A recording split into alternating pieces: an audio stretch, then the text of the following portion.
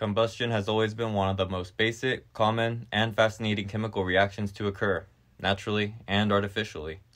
And of the many used in the entertainment industry, the most spectacular, bright, loud, and sometimes illegal are fireworks. Pyrotechnics came into existence during the Song Dynasty when alchemists mixed potassium nitrate, sulfur, and charcoal to develop the explosive gunpowder, aka black powder.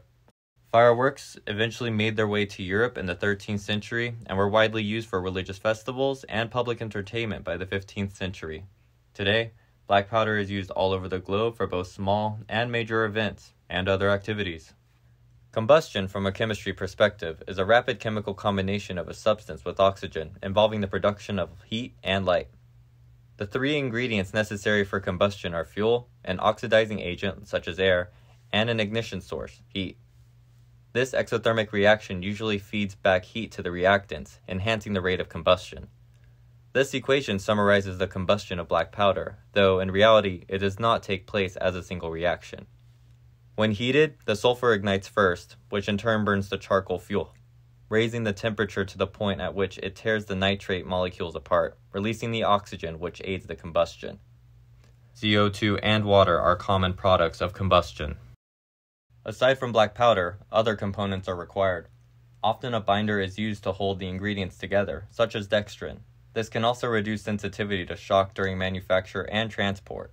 The burning of various metal salts are what gives fireworks colors and brightness. And lastly, paper and cardboard are used to hold and shape all the components together. The anatomy of a firework is composed of 7 main pieces. The shell is made of paper and contains all the main parts. It is connected by a fuse at the bottom to carry the heat for activation. When it is lit, it first ignites the lift charge, which launches the shell out of the mortar. The detonation of the lift charge activates a timed fuse, which leads to the center of the burst charge, which is surrounded by pellets or stars filled with more combustible chemicals. These stars containing varieties of metal salts are where we get the iconic colors and sounds. When an atom is subjected to high heat, the outermost electrons are excited from their ground state and promoted to higher orbitals. Naturally, these electrons want to jump back down to a stable state and in doing so, release the stored up energy in the form of photons, or light. Colors correspond to the varying energy levels or frequencies of light given off as they return to lower orbitals. Different elements store and release specific amounts of energy, thus giving off a unique series of wavelengths and colors. For deep reds, strontium is used. For orange, calcium, or a combination of strontium and sodium. Yellow is produced by sodium, greens are produced by barium, and blues are produced by copper. Purples are used by a combination of strontium and copper, and grays and whites are produced by using titanium, zirconium, and magnesium.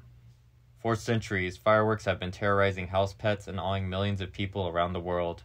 Pyrotechnicians have mastered balancing the ingredients to control the heat and speed of combustion best suited for certain elements to burn correctly. In short, all fireworks are complex chain reactions combining heat, fuel, and air within a short amount of time.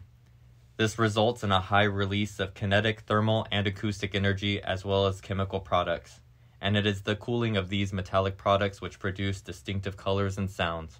So next time you experience pyrotechnics, you can amaze your drunk friends with the science of rapid combustion.